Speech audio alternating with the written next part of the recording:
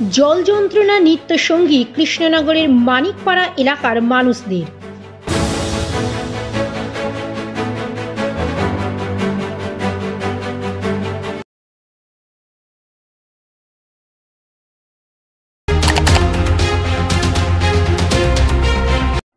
জল যন্ত্রণা কৃষ্ণনগরের বেশ কিছু এলাকার মানুষের নিত্যসঙ্গী, আর তার মধ্যে অন্যতম হলো কৃষ্ণনগরের 25 নম্বর ওয়ার্ড মানিকপাড়া এলাকা।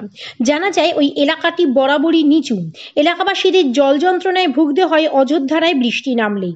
স্থানীয়দের অভিযোগ, চলতি বছরের দীর্ঘমেয়াদী প্রায় 2 মাস ধরে একের পর এক নিম্নচাপ এবং বর্ষা ঋতুর দোসর হয়ে রীতিমতো দৈনন্দিন জীবন দুর্বিষহ করে তুলেছে এই এলাকার মানুষদের।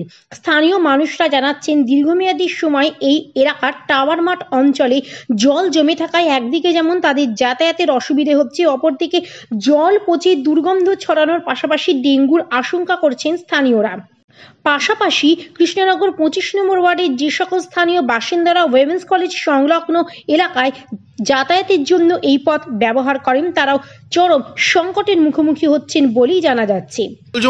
এখানে কেন দাঁড়িয়ে আছেন আপনি? এইখানে যে এতটা জল জমে আছে, বাচ্চা কাচ্চা নিতে যেতে খুবই অসুবিধা হচ্ছে। যাতায়াতে তো 1 হাঁটু করে জল জমে যাচ্ছে।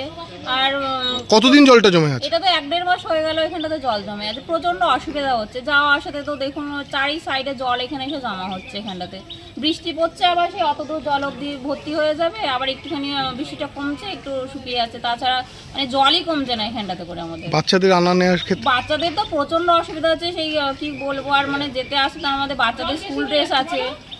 হ্যাঁ, খুবই গন্ধ হচ্ছে, নোংরা চারি সাইডে নোংরা জল এখানে এসে জমা হচ্ছে। চারিদিকে নোংরা জল জমা হচ্ছে বলে দুর্গন্ধটাও আসে, আর মশাও হচ্ছে খুব এখানটাতে। এটা কত নম্বর ওয়ার্ড? এই এলাকাটা কি নাম?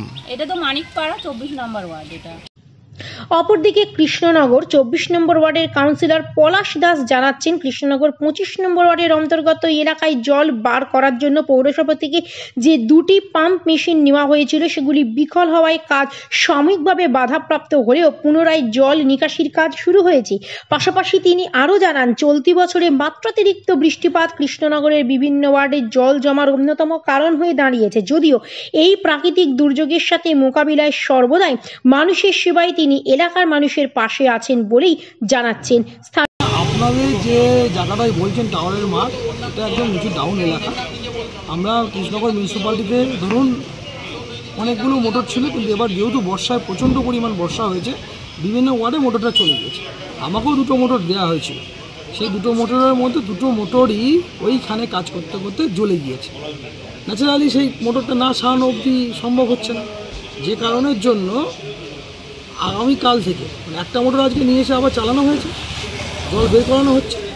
কারণ প্রতিটা জায়গায় জল আছে এবং আমার কাছে 2টো মোটর আছে। 2টো মোটর দিয়ে সারা 25 নম্বর ওয়ার্ডের জল বের করতে হচ্ছে। আমার মেজর জল তো এখনও বের করতে পারিনি। সেটা হচ্ছে আপনার PWর মোড়ে যে দেখবেন একটা বড় জলাশয়ে পরিণত হয়েছে। NHএর মাল তোলার পরে এই জায়গাটা জলাশয় তৈরি হয়েছে, সেই জায়গা দিয়ে ওখানকার এলাকা, নিচের পাড়া এলাকার বহুত মানুষ জলের নিচেই চলে গিয়েছে। এখন ধরুন কৃষ্ণনগর মিউনিসিপ্যালিটিতে তো মোটরের অভাব হচ্ছে। চেষ্টা করা হয়েছে, জল অনেক জমেছিল। বিগত দিনে আমরা পার্সোনাল মোটর নিয়েও করেছি অনেক জায়গায়। এবছর হয়েছে কি, সবাই যে যার মতো ভাড়া নিয়েও করেছে অনেক। আমরাও প্রথম দিকে 2-1টা মোটর ভাড়া করেও করেছি। এখন মোটামুটি শীতাবস্থা। হ্যাঁ, এখন মোটামুটি শীতাবস্থা বলতে এখনও বেশিরভাগ জায়গায় জল কমে গেছে।